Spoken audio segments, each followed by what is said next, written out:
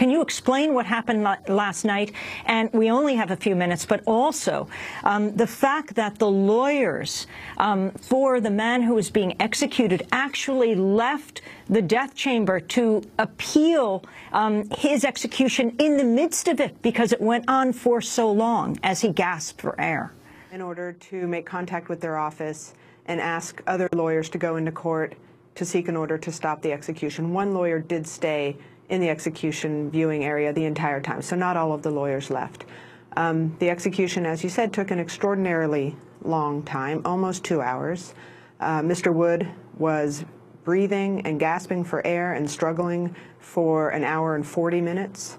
It was an extremely disturbing, prolonged execution, which really is the predictable consequence of Arizona's experimental drug procedure and the fact that Arizona shrouded its procedure in secrecy.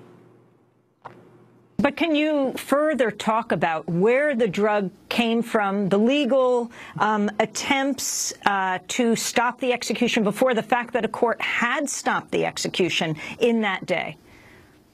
Right. 2 courts had issued injunctions on the execution, not really stopping the execution, but saying that the department could not move forward with the execution without first disclosing additional information about the procedures. I cannot tell you where the drugs came from because the Department of Corrections has refused to disclose that information. The sum total of the information the department disclosed was the name of the 2 drugs that would be used and the doses. The department refused to disclose, despite repeated requests from Mr. Wood's lawyers, where the drugs came from, their lot numbers, their expiration dates, were they FDA approved, what pharmaceutical company made them, did they obtain them legally. They refused to disclose information about the qualifications of the execution team members, and they refused to disclose information about how they developed this procedure. They took the combination of drugs from Ohio, the only other state to have ever used it, and in that use, it was also a botched execution. So that's the procedure they took, and then they altered the doses, but they refused to disclose information about how they reached the new doses and why they thought that would work better than it worked in the also botched execution of Dennis McGuire in January. Megan, there's an amazing quote of dissent by the Chief Judge of the Ninth U.S. Circuit Court of Appeals, who wrote a blistering critique of lethal injection in Wood's earlier appeal.